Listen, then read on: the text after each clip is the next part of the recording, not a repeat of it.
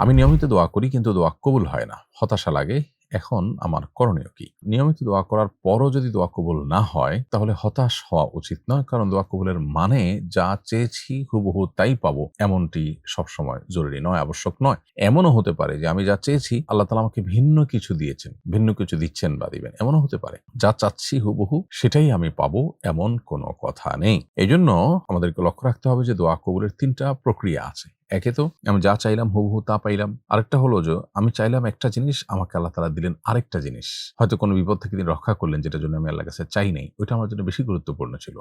ঠিক যেমন সন্তান মা-বাবার কাছে একটা জিনিস চায়, তার চাইতে উপকারী জিনিস সন্তানের জন্য দেন। যেটা হয়তো সন্তান বুঝে উঠতে পারে না। সে যেটা চায় মনে করে যে এটাই তার জন্য কল্যাণের। তো বাবা-মা তার ভালো-মন্দ আর ভালো বোঝেন, সেজন্য তার জন্য উপকারী কিছু বাবা-মা তাকে দেন। তো এই যে দেওয়াটা, এই দেওয়ার ফলে মানুষ মনে করে যে আমি আমার কাঙ্ক্ষিত জিনিসটা পেলাম না, তাহলে বোধহয় আমার দোয়া কবুল হয়নি। ব্যাপারটা এরকম না। তৃতীয়ত দোয়া কবুলের আরেকটা প্রক্রিয়া হলো যে দোয়া যা করেছেন দুনিয়াতে তার জন্য কিছুই পেলেন না। আখিরাতে আপনি আল্লাহর কাছ থেকে সেজন্য আজর এবং বিনিময় লাভ করলেন। সেই দোয়াটা, সেই আজরটা বিনিময়টা হবে সবচেয়ে গুরুত্বপূর্ণ। এজন্য বান্দার দোয়া বিফলে যায় না যদি সে শর্ত পূরণ করে দোয়া করতে পারে। যেমন সে হারাম উপার্জন করলো না, হারাম ভক্ষণ করলো না, দোয়া কবুলের ক্ষেত্রে তাড়াহুড়া করলো না। তাড়াহুড়া মানে হলো দোয়া কবুল হচ্ছে না কেন এটা নিয়ে হুলস্থুল করলো না, বরং দোয়া করে সে আল্লাহর উপরে ছেড়ে দিল এবং পরিপূর্ণ আস্থা রাখলো, তখন তার দোয়া কবুল হওয়ার সম্ভাবনা বেড়ে যায়। অতএব হতাশ হওয়া যাবে না। হতাশ হওয়া ইমানদারের শান নয়, বরং আমি দোয়া করছি, দোয়া আমার কল্যাণের কারণ হবে দুনিয়া এবং আখিরাতে। সে দৃঢ় বিশ্বাস রেখে আমাকে দোয়া করে যেতে হবে।